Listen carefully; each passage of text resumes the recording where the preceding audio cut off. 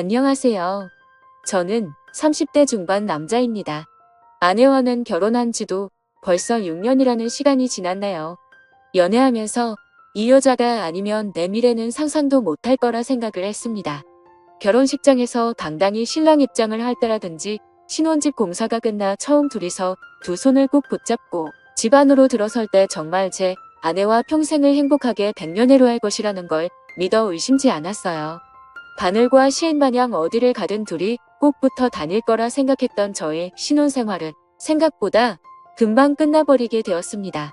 맞벌이 부부를 생각하고 결혼을 했는데 결혼 6개월이 지나니 아내가 더는 힘들어서 못하겠다며 회사를 그만두고 전업주부를 하겠다고 나섰습니다. 아직 갚아야 할 대출도 있는데 아이가 생긴 것도 아니고 너무 이른 것 아니냐 했더니 아내는 대학 동창 누구는 이렇게 살고 옆집 사는 누구는 저렇게 산다 하면서 자기가 아는 사람 이름을 하나씩 대면서 걔들은 결혼하고도 회사는커녕 집에서도 손에 물도 안 묻히고 편하게 산다는데 자기는 돈까지 벌고 집안일도 해야 하느냐면서 둘 중에 하나만 하겠다고 하는 거예요. 당장 다달이 나가는 대출금 생각을 하니 아내가 하루라도 더 일을 해주는 게 좋겠다는 생각이 들었습니다. 그런데 막상 집안일을 내가 할 테니 회사에 나갔으면 좋겠다고 하니 또 자기 주변 사람들 이름을 대면서 쟤들은 남자 잘 만나서 호의호식하는데 나는 왜 이렇게 살아야 되냐며 짐을 싸서 친정으로 가버리더라고요. 제가 뭘 그렇게 잘못한 건지는 모르겠는데 결국 장모님한테 해명 아닌 해명을 하고 사죄까지 하고 난 뒤에야 내가 회사를 그만두겠다는 조건으로 다시 집으로 데리고 왔습니다. 그런데 막상 또 아내가 항상 집에 있으니 집안일도 잘해놓는 것 같고 음식도 여러 가지 종류별로 해주는 게 썩 나쁘지가 않더라고요. 이거 나름대로 좋을 거라 생각했는데 그것도 잠시 아내가 전업주부 생활을 시작한 지 몇 개월이 채 지나지 않아서 매일매일 새로운 반찬은 고사하고 그나마도 따로따로 접시에 담아주던 반찬마저 유리반찬 통째로 대충 꺼내주는 게 당연해졌습니다. 내가 퇴근하고 들어오면 뭘 그렇게 누구랑 연락하는지 휴대전화기만 밤새 들여다보면서 잠도 저보다 늦게 들고 그러니 당연히 아침에 늦게 일어나게 되고 아침도 더는 차려주지 않더라고요. 간단하게라도 아침을 먹고 나가는 게 든든해서 아침밥을 좀 먹고 싶다고 하니 아내는 내가 내 밥 차려주는 사람이냐면서 성질을 내더라고요. 자기는 아침을 먹으면 온종일 소화가 안 된다면서 먹고 싶으면 내가 차려 먹으라고 화를 내는데 그냥 그 뒤로부터는 출근길에 김밥 한 줄 사서 먹는 게 일상이 되었습니다. 그런데 이제 그때까지는 아무런 생각이 없었는데 아내가 밥 먹으면서도 휴대전화기만 쳐다보고 있고 잘 때도 마치 제가 잠들기만을 기다리는 듯 눈치를 보는 게 자꾸 신경 쓰이더라고요. 특히 제가 아내의 뒤쪽을 지나갈 때면 휴대전화기에 정신이 팔려 있다가도 화들짝 놀라기도 하니까 제가 의심을 하지 않을 수가 없었죠. 경험해보지 않으신 분들은 모를 겁니다. 설마 아내가 저를 두고 다른 사람하고 그것도 모레가 아니라 제가 집에 있는데도 불구하고 대놓고 연락하고 있다고 누가 생각이나 하겠어요. 저도 그랬고 그래서 처음에는 의심만 할 뿐 실질적인 조처를 할 수 없었습니다. 만약 그게 진짜였을 때 받게 될 충격이 어마어마할 테니 조심스러워지는 게 사람 마음이더군요. 하지만 점점 더 아내가 집에서 집안일을 하는 건지 뭘 하는 건지 모르겠을 정도로 집 상태는 엉망이 되고 있었고 아내는 더욱더 의심스러운 행동만 하고 있었습니다. 집에 있는 반찬이라고는 반찬 가게에서 사놓은 다른 반찬이나 저희 어머니나 처가에서 가져온 밑반찬 말고는 다른 걸 구경도 못 해봤는데 생활비 통장을 확인해보며 항상 현금이 인출되어 있고 잔액은 바닥을 치고 있었거든요. 그래서 하루는 아내한테 경고도 할 겸 아내의 반응을 떠볼 겸해서 생활비 통장이 아니라 신용카드로 바꾸는 게 어떻겠냐고 물어봤습니다. 신용카드로 하면 연말 정산할 때 더 편하기도 하고 적립금 같은 것도 쌓이니까 더 이득이지 않겠냐고 넌지시 한마디 했죠. 그랬더니 아내가 노발대발 정색을 하기 시작하는 겁니다. 저보고 내가 살림을 해봤느냐 어쩌느냐 하면서 자기는 그냥 마트에 가면 되는 걸 한 푼이라도 아껴보겠다고 시장에 가서 현금으로 결제해가며 깎아서 사는 거라고 그깟 현금 영수증 좀 안 하면 어떠냐고 하면서 자기가 장을 현금으로 싸게 보는 게 더 돈을 아낀다 뭐다 하면서 성질을 내더라고요. 그때 제 의심은 확신이 되었습니다. 그래서 아내 모르게 해서 사람을 붙여봤지요. 아내가 제가 출근한 사이 다른 사람을 만나는 걸 알게 되는 데는 그렇게 오랜 시간이 걸리지도 않았습니다. 이미 그럴 거라 생각을 하고 있었다 보니 아내가 그렇다는 걸 알게 되었는데 그렇게 놀랍지도 않았지요. 오히려 놀라게 된 건 아내가 바람을 피우는 상대가 누군지 듣게 되었을 때 그때 훨씬 많이 놀라게 되었지요. 아내가 제가 출근한 사이 한껏 차려입고 동네에서 꽤 떨어진 곳까지 가서 만난 상대는 다른 사람이 아니고 제 동생 녀석이었습니다. 제 동생은 저보다 4살이 아래지만 아내로서는 아내 본인과 동갑이다 보니 결혼 전부터 저랑은 세대 차이가 난다 뭐라 하면서 동생하고 죽이 잘 맞는 모습을 보여줬었거든요. 그때는 동생이나 아내나 저를 놀리면서 장난을 치는 거로 생각했는데 막상 심부름센터에서 아내가 저 몰래 만나고 있던 사람이 다른 사람이 아니라 제 동생이라는 사실을 알게 되니 피가 거꾸로 솟는 기분이었습니다. 그런데 심부름센터 직원이 덧붙이기를 둘이서 항상 카페에서 만나 1시간 정도 대화를 나누다가 그 다음으로 향하는 곳은 언제나 제 동생이 혼자서 사는 자취방이라는 겁니다. 말인즉슨 두 사람은 마치 누군가가 자기들을 알아보지는 않을까 눈치채고 있는 것처럼 매일같이 밖에서 만나기는 하지만 그 어떤 행각도 부리지 않고 카페에서는 조용히 대화만 나눈다고 하는 거죠. 사람이 집 앞까지 도착하면 마음이 풀리기 마련인데도 두 사람은 그 흔한 손 한번 잡지 않는다고 하더군요. 그래서 아내가 매일같이 제 동생과 미래를 즐기고 있는 것은 사실이지만 그렇다고 해서 카페에서 매일같이 만나고 있는 것과 동생 집에 들어가는 걸 가지고 증거라고 들이밀기에는 조금 부족한 감이 있다고 하더군요. 제일 좋은 건 블랙박스가 되었든 집에서 녹음하던지 간에 어떻게든 두 사람이 저를 속이고 그러고 있다는 걸 입증할 만한 증거가 필요하다는 겁니다. 아니면 두 사람의 현장을 제가 덮치던가 하는 식으로 말이죠. 그러니까 이 심부름센터 사람도 이런 쪽 일이나 이런 경우는 굉장히 빠삭한 편인 베테랑이었거든요. 여태까지 짬으로 보기에 분명히 이 상황은 제 동생과 아내가 반드시 무언가 있을 거라는 확신이 있는데 괜히 헛다리 짚었다가 자기한테 피해가 갈 수도 있으니까 한 발을 빼는 것처럼 보였습니다. 그리고 나서는 3주를 따라 붙었는데 저렇게 매일같이 만나면서도 아무런 흔적을 남기지 않을 수는 없다고. 거기서부터는 저도 같이 협조해서 잡아내든지 아니면 자기들은 발을 빼겠다고 하더군요. 제가 여태까지 들어간 돈이 얼만데 현장 증거를 나보고 잡으라는 거냐고 따지니 이만 여기까지 하겠다는 겁니다.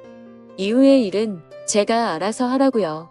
어디에 돌팔이 같은 놈들한테 엮인 기분도 들고 괜히 다른 센터를 찾아봐야 그 정도로 암수를 피우는 거라면 아무것도 못 잡아낼 수도 있겠구나 하는 생각에 저도 더는 시간 낭비를 하지 않기로 했습니다. 그냥 제가 현장을 직접 덮쳐버리는 게 낫겠다 싶었어요. 회사에 월차를 내고 렌터카를 하나 빌려서 동생이 사는 자취방 앞에 대기하고 있었습니다. 아내는 제가 출근한 줄로만 알고 있을 테니 매일같이 만나고 있다고 하는데 당연히 그날도 둘이 똑같은 패턴으로 카페에서 둘이 만나서 동생 집에 도착을 하겠다는 계산이 서 있었습니다. 차 안에서 숨죽여서 기다리고 있었지만 그 시간이 평소와는 다르게 엄청나게 천천히 가더군요. 이 무더위 속인데도 모자도 뒤집어 쓰고 최대한 안 보이게 동여매고 있으니 거기에 차 시동도 걸어놓지 못하는 상태다 보니 정말 죽을 맛이었습니다. 그런데도 심장은 엄청나게 빠르게 뛰고 정말 그 차 안에서 무슨 생각을 했는지 기억도 안 날 정도로 오만 가지 생각이 오고 갔습니다. 아니나 다를까 거의 매일같이 똑같은 패턴으로 행동한다는 말과 똑같이 두 사람이 시야에 들어오더군요. 사진으로 보는 것보다 실제로 보니 정말 치가 떨려서 그 자리에서 문을 박차고 나가 두 사람한테 욕 한 바가지를 쏟아붓고 싶었지만 현장을 덮치기 위해 속으로 참을 인자를 새기면서 겨우겨우 참아냈습니다. 카페에서 둘이 시간을 보냈으니 집 안에 들어가자마자 본 경기를 시작하려나 그 길로 저도 뒤따라 들어가 문을 열고 들어가고 싶었지만 참았습니다. 그때의 1분 1초는 정말 제 인생 그 어떤 시간보다 느리고 천천히 흘렀습니다. 무더위에 두 사람 다 걸어오느라 고생 좀 했을 테니 땀이라도 식히겠거니 싶어서 조금만 더 시간을 두고 기다리기로 했지요. 동생 집 비밀번호는 제가 이미 알고 있었습니다. 뭔가를 바꾸는 걸 별로 좋아하지도 않는 성격이어서 예전부터 한 번호만 쭉 고집해온 녀석이거든요.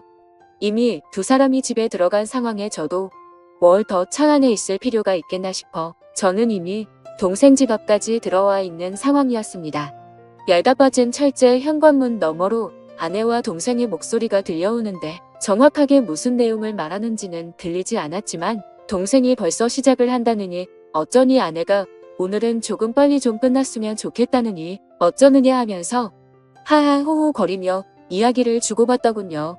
아니나 다를까 5분도 걸리지 않아서 두 사람은 뭘 하는 건지 문 너머로 들려오던 소음도 하나 들려오지 않고 조용하니 아무 소리도 들리지 않기 시작했습니다.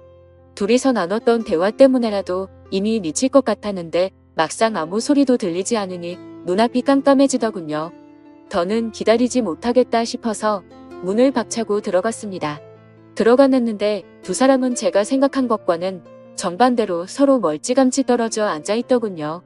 옷도 제대로 갖춰 입고 있었고 말이죠. 오히려 그 문을 따고 들어간 제가 더 당황스러웠습니다. 지금 뭐 하는 거냐고 크게 외치면서 들어갔는데 오히려 제가 민망한 상황이 되어버렸어요. 아내는 집에서 재택근무 형식으로 일할 수 있게 인터넷 사업을 구상 중이었고 그 과정에서 컴퓨터에 능숙한 제 동생에게 도움을 받고자 그동안 동생을 만나왔던 겁니다. 오히려 제가 동생과 아내에게 몹쓸 짓을 하고만 상황이 되어버렸죠. 손이 발이 되도록 싹싹 빌어야 했습니다. 아무리 의심할 게 없어도 그렇지 어떻게 동생과 아내를 그런 사이로 의심할 수 있느냐고 동생에게 한 소리 아내에게 한 소리 듣고 나서 나아가서는 어머니에게 한 소리 또 듣고 장모님한테는 아주 가루가 되도록 욕을 얻어먹었습니다. 졸지에 저는 아내랑 친동생 사이를 의심하는 의심병 환자가 되어버렸죠. 그 이후도 후유증이 엄청나서 아내와는 서로 말도 하지 않고 지내게 되었습니다. 그렇게 되니 너무 억울하더라고요. 그래서 아내의 뒤를 캘 때 고용했던 심부름센터 직원을 만나서 따졌습니다. 어떻게 자기는 아무 잘못 없다 잡아떼고 면피를 하려고 할 줄 알았는데 심부름센터 직원이 돈은 다 환급해준다고 하면서도 자기는 억울하다고 하는 겁니다. 자기가 이걸로 밥 벌어먹은 게 어디 한두 번 한 게 아니라고 나름 업계에서도 베테랑이라고 자부하고 다니고 그동안 경험으로 저와 제 동생의 사이가 거짓이 아니고 거의 확신에 가깝다는 듯이 이야기를 하기 시작했습니다. 이 양반이 내가 틀렸다고 하니까 자존심이 그렇게 상했나 싶었고 저는 사실 억울한 게 더 컸기 때문에 헛소리하지 말고 그럼 환급이나 해달라고 했어요. 그 양반한테 보수를 환불받는다고 해도 이미 엎질러진 물을 되돌려 놓기에는 힘든 상황이었지만 그래도 마음이라도 풀고 싶었거든요. 그런데 그 양반이 흔쾌히 환급을 해준다고 했다가 자기한테 짧게는 2주에서 길게는 2달만 시간을 달라고 하더군요. 제가 보수로 준 돈이 그렇게 큰 목돈이 아니었는데 이 양반이 돈이 궁해서 그러는가 싶었습니다. 그런데 그게 아니었고 자신은 지금도 확신한다면서 지금부터는 무료로 더 조사해본다고 하더라고요. 만약 그렇게 했음에도 자신이 틀린 거면 다 환불해준다고 말이죠. 안 그래도 헛다리 짚어서 쪽팔렸었기에 그냥 무시하려고 하다가 공짜로 해준다는데 내심 저도 껄끄럼해서 일단 알겠다고 했습니다. 그로부터 정확하게 한 달이 지나서 그 양반이 저에게 녹음 파일 하나와 사진 몇 개를 내밀더군요. 그리고 그건 사실이었던 겁니다. 아내와 제 동생의 사이가 말이죠. 심부름센터에 어떻게 그걸 확신했느냐고 했더니 주변 정황만 봐도 다 보이는 상황이라는 겁니다. 갑자기 커진 아내의 씀씀이와 돈의 사용처를 들키기 싫어서 현금을 사용하는 것까지 말이죠. 제 아내가 동생 집에 들락거리는 건 어떻게든 둘러댈 수가 있지만 돈을 번다고 하는 일인데 오히려 소비만 더 커지고 있으니 뭐가 있어도 있다고 확신을 했다는 거죠.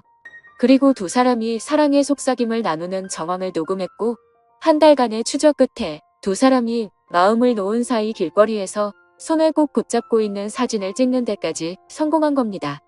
보통 그런 식으로 미래를 즐기는 부부들에게는 공식 같은 게 있다고 하더군요. 아무래도 떳떳한 만남이 아니다 보니 데이트 장소가 매번 갔던 곳으로 한정적인 짝이 있기도 하다네요. 그러면 그 짝의 특징이 테이블 같은 곳도 매번 같은 자리를 선호한다는 겁니다. 그 덕분에 둘이서 사랑의 속삭임을 나누는 대화 내용도 녹음을 뜰 수 있었다고 하고요. 환불을 받으려고 했는데 심부름센터에 감사해서 추가 수당까지 지급하고야 말았어요. 아내와 동생을 한 곳에 불렀습니다. 그들 앞에 제가 확보한 사진을 들이밀었더니 제 앞으로 달려와서 무릎을 꿇고 속일 생각은 없었다고 두 사람 다 잠깐 정신이 어떻게 되었었나 보다고 하면서요. 자초지종을 들으니 아내가 처음에는 재택근무로 돈을 벌며 가게의 보탬이 되려고 했던 건 사실이었습니다. 그리고 컴퓨터에 일가견이 있는 제 동생에게 찾아가 도움을 요청한 것도 사실이고요. 저 모르게 시작해서 놀라게 해줄 생각에 저한테는 따로 말을 한 적이 없다고 합니다. 그런데 아무 경력도 없는 여자가 제 동생이 컴퓨터를 아무리 잘한다고 한들 인터넷으로 장사해본 경험도 없는 새파란 햇병아리에 불과한데 초짜 둘이서 머리를 싸매고 있겠다고 해도 돈이 벌릴 리가 만무했던 거죠. 그렇게 둘이서 맨땅에 헤딩하면서 생활비며 용돈이며 끌어다 써서 돈을 날리고 나니 그러는 과정에서 둘이 정분이 나버린 거였어요. 처음에는 그냥 돈이 안 벌리는 상황에 스트레스 해소용으로 시작한 건데 날이 갈수록 그 마음이 커져서 이 지경까지 왔다고요. 그러니까 제가 쳐들어간 그날도 일하고 있던 건 맞지만 일이 끝나면 어떻게 될지 몰랐던 거죠. 그런데 제가 좀 더 참지 못하고 현장을 확실하게 덮치지 못했을 뿐이었던 거였고요.